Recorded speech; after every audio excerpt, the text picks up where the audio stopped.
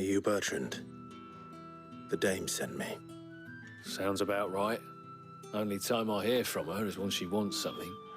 Well, go on then. What is it? One of her courtesans has gone missing, and I need to find her. A soldier who may have information on her whereabouts is rumored to have come here to meet with a trader. Many traders stop to peddle their wares on their way to the capital, but only one's been seen quarreling with a soldier. Is he still here? The trader? Oh, yeah. Stubborn sod stood his ground till the soldier got tired of shouting, from what I hear. If you seek him out, keep your head down. Fact is, folks round here would sooner hang a branded than help him. And that's even with the dame's brooch for protection. Understood. So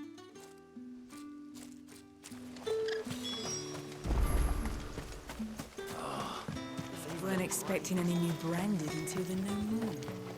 You don't think he's a What's this? A branded? Where's your master? Must I call for the constable? I come to you from Northreach, at the behest of the dame. Perhaps you've heard of her. Why, of course I have. I am the good lady's servant. What is it that she requires of me? Rumor has it you were seen arguing with a soldier some few days ago. A soldier with a scar over his eye. Yes, that's right. He had a comb which he claimed was an antique. Said he wanted to trade it for a newer one.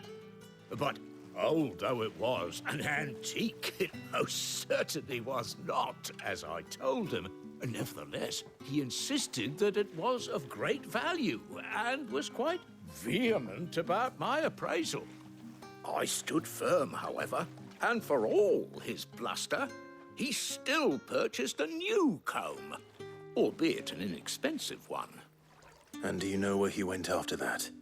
My customers aren't usually in the habit of telling me whither they are bound, but as it happens, this one did. Yonder ruins, strange as it may sound. My thanks. Not at all. I would do anything for the dame. Anything. Be sure and tell her, won't you, that I was helpful. I mean, most helpful.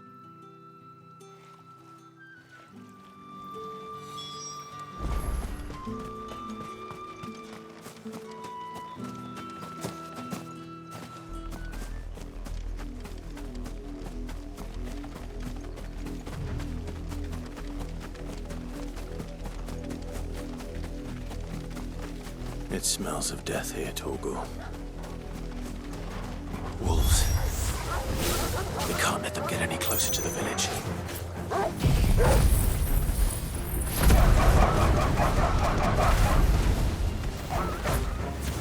That's enough. Sick of Torgal. Get him, boy. Over here. Sick of Torgal.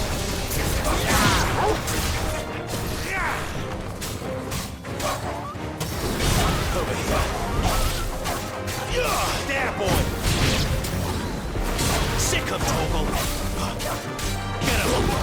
You lose.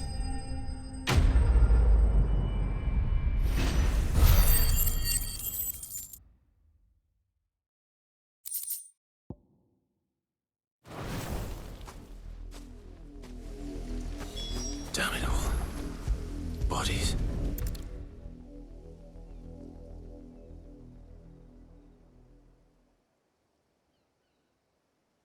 Well, the wolves have been busy. But the blood is long dry.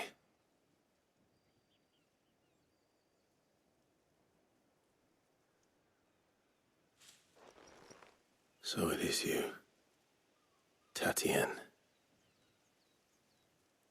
If that's true, then the body next to hers will be Yannick's. The girl Yannick went off to see every night. You said her name was Tatienne. You. Did you follow me? Now, why would I do that? Unless you think I'd have good reason to. But no. I was sent to find Yannick By the looks of things, I have. We both found who we were searching for. Nah, he was a jealous sod. Couldn't stand the thought of his woman with someone else. Then one day he sees her with a new comb. Thinks she's got herself a new gallant. Tells the garrison he's gonna find the man and kill him. We know it's all talk, but then he disappears off to Moor for some dealings and doesn't come back. If you mean this comb, it was a gift from the dame. If only Yannick had bothered to ask, eh? He might not be rotting on a hill. I think he meant to ask her something else. He stole the old comb and bought her a new one in the hope they'd wed. Wed? Where would they have gone? Certainly not back to Northreach with a dame waiting. And we all know what happens to deserters. Tell the dame I'm sorry for her loss. When the lads come to collect Yannick's body, I'll see that Tatienne is delivered to the Vale. Is that wise? Ah, there won't be any covering up this mess. The most we can hope for is that the dame doesn't hold it against us. Speaking of which, I saw her in Moor just now. Could you tell her what happened? Might sound better coming from you.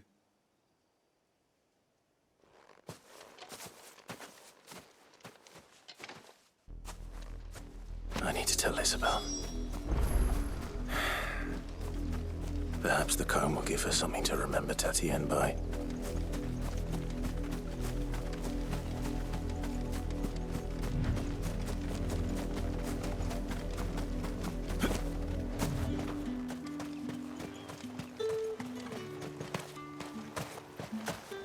Weren't expecting any new branding. If it was a... You are still in one piece, I see. You will be pleased to hear that your companions have arrived. They said they would meet you at a little chapel to the east of here. Thank you, but you needn't have come all this way just to tell me. I was on my way to see you. You found her then?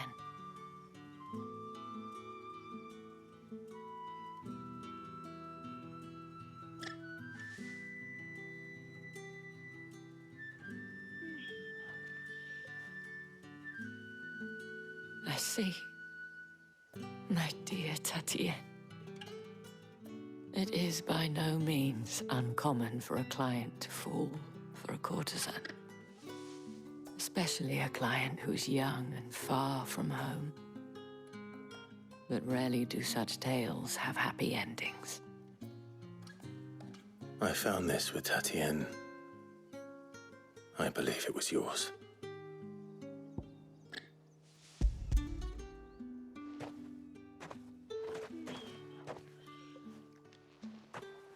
Thank you for returning it. I shall see that it has a place on her pyre.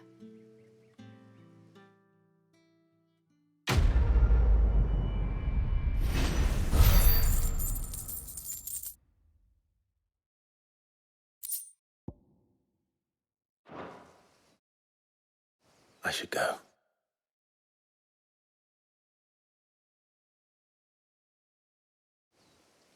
Before you do, I have one last gift. A token of my thanks. The Vale counts among its patrons several high-ranking officers of the Imperial Army. According to one of the looser-tongued gentlemen, it would appear that the legions are planning to march south. Or to mention the same thing. But did he mention that it was all of the legions? This is no mere skirmish. Were I to guess, I'd say the Emperor planned to abandon the capital. But that couldn't possibly be true now, could it? Take care, Clive. I will. And thank you again.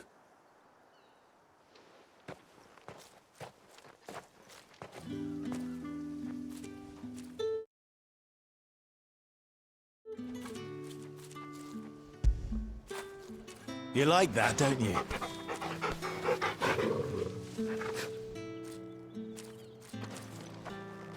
It amuses me that Cid would choose a chapel for your rendezvous. There never was a more unrepentant soul in all the realm.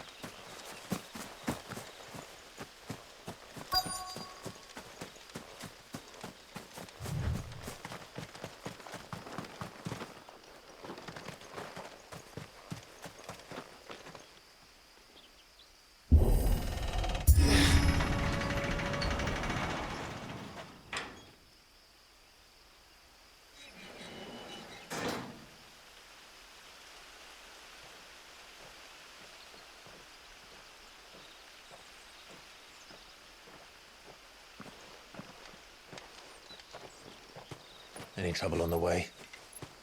None worth mentioning. As I was telling Jill, it's worse than I thought. The capital's crawling with soldiers.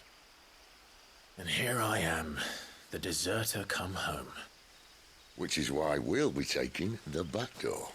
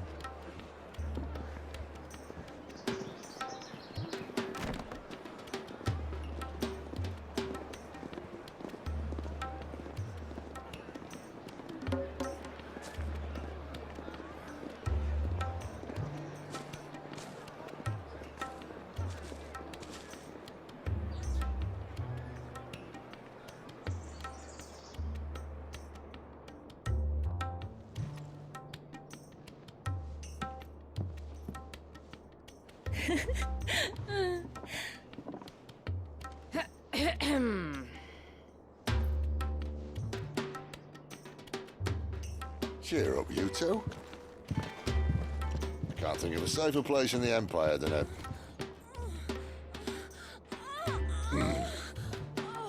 brothel. Really? Doesn't seem very private.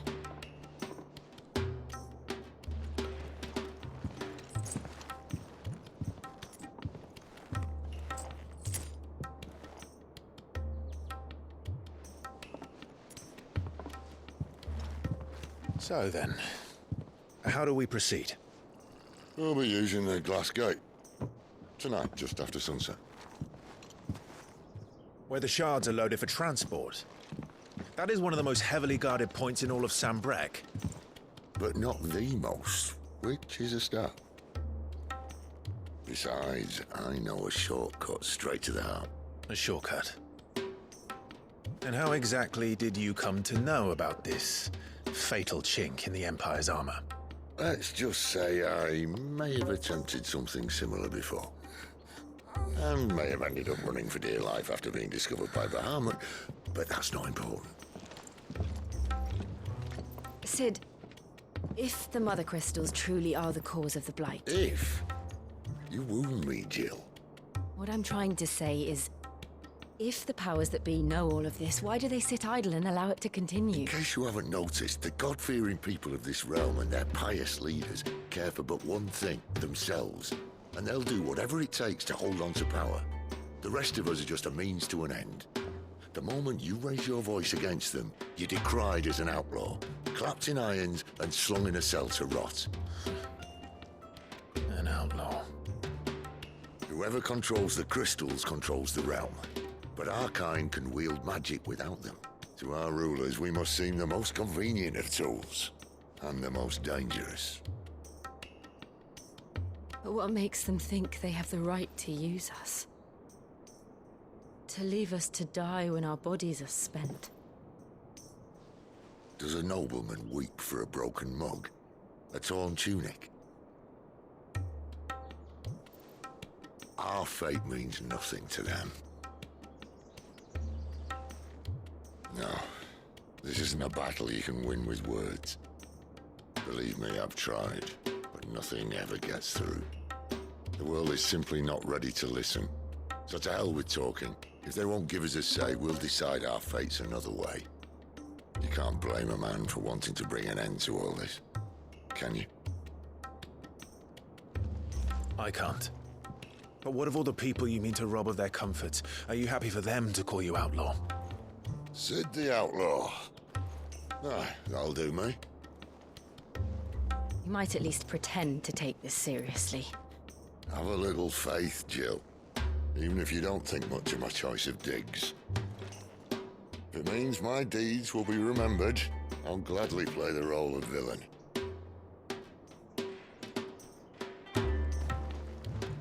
But first, we have a gate to crash. And once we're in, there'll be no turning back. So you best make ready. The world won't save itself.